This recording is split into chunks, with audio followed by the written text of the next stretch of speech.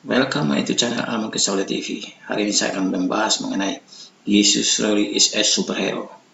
Yesus benar-benar pahlawan super.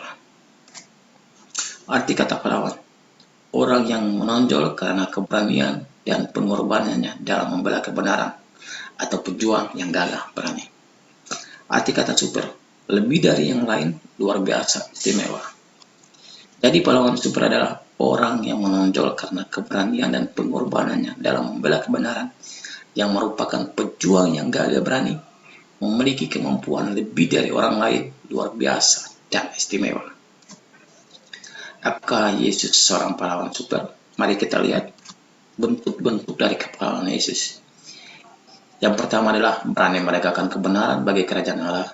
Yang kedua, berani tampil beda. Yang ketiga, melakukan hal ajaib. Yang keempat, bersedia mengorbankan dirinya bagi manusia. Berani menegakkan kebenaran bagi kerajaan Allah itu bisa kita lihat di dalam Markus 11 ayat 15 sampai ayat yang ke-17. Demikian bunyi firman Tuhan. Lalu tibalah Yesus dan murid-muridnya di Yerusalem. Sesudah Yesus masuk ke bait Allah, mulailah ia mengusir orang-orang yang berjual beli di halaman bait Allah. Meja-meja penukar uang dan bangku-bangku pedagang merpati dibalikannya.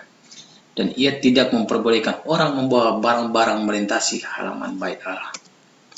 Lalu ia mengajar mereka, katanya, bukankah ada tertulis rumahku akan disebut rumah doa bagi segala bangsa, tetapi kamu ini telah menjadikannya sarang penyamun. Wow, sarang penyamun berarti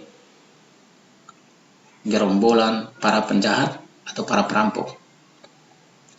Orang yang berjual beli di depan bait Allah dianggap sebagai perampok. Mereka dapat dengan bebasnya berjual beli binatang korban karena diizinkan oleh para imam. Karena para imam mengambil keuntungan dari hasil jual beli. Di dalam kitab Taurat dikatakan bahwa suatu korban dinyatakan layak atau tidaknya untuk dikorbankan bagi Tuhan, yang menilainya adalah para imam. Tapi para imam menyalahgunakan kuasa atau otoritas yang Tuhan berikan bagi mereka. Bisa saja umat Tuhan membawa datang korban yang sebenarnya tidak ada cacat, yang layak dipersembahkan bagi Tuhan. Tapi para imam mengatakan bahwa kurban tersebut tidak layak karena ada cacatnya. Sehingga mereka bisa mencari keuntungan diri pribadi mereka melalui para pedagang. Siapapun yang membeli kurban dari para pedagang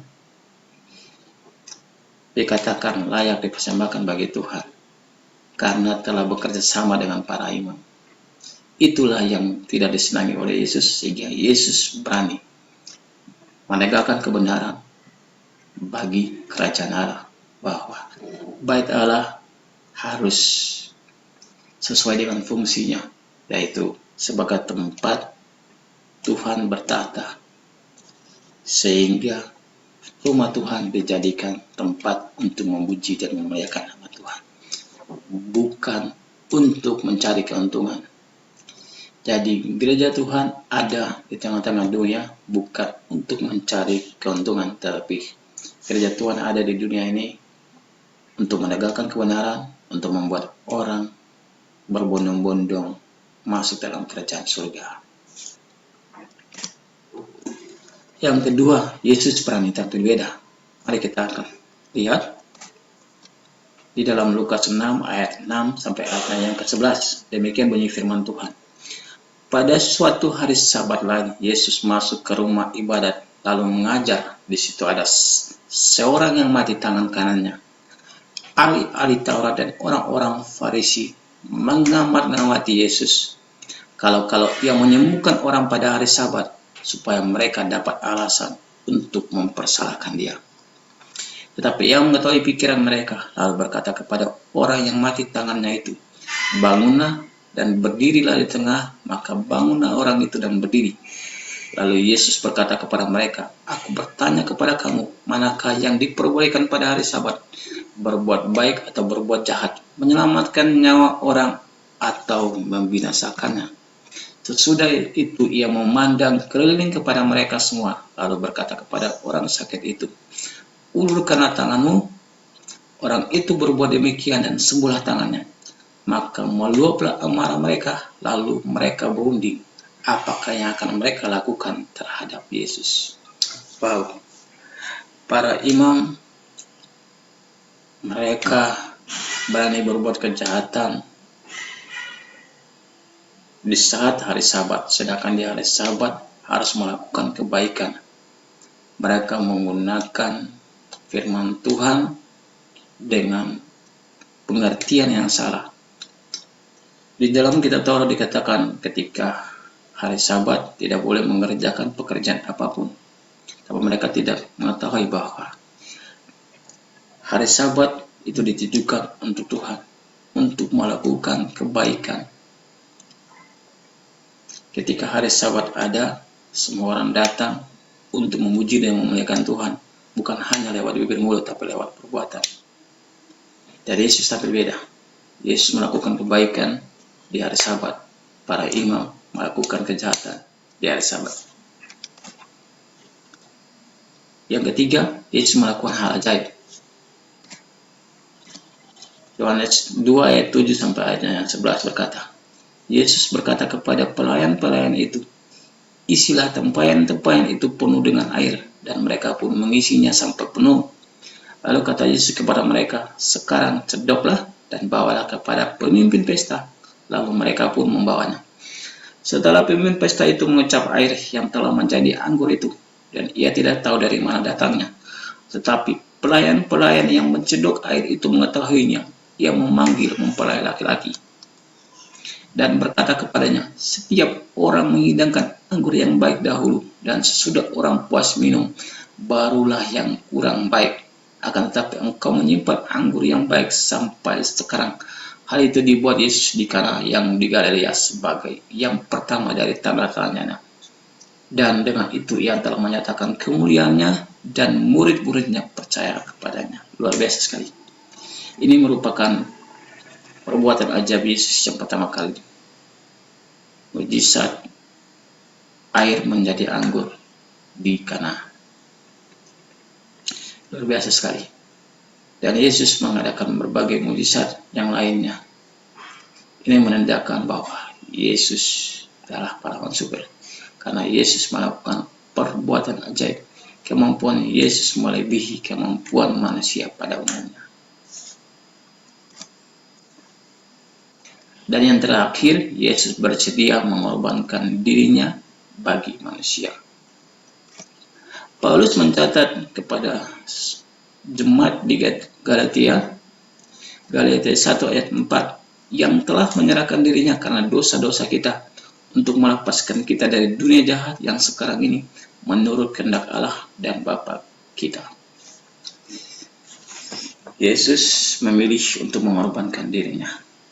Padahal Yesus bisa saja menolak mengorbankan dirinya ketika ia ada dalam tantangan yang begitu berat di Taman Getsemani. Ia berkata, "Bapa, biarlah cawan ini berlalu daripadaku, tapi bukan kehendakku yang jadi, tapi kehendak Bapa yang jadi."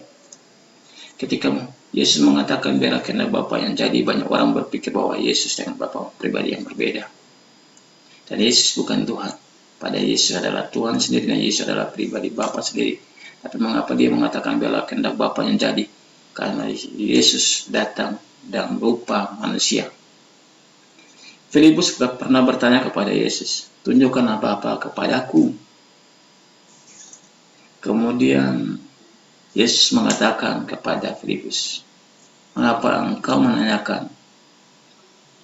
Mengapa engkau meminta kepadaku untuk menunjukkan Bapa kepadamu?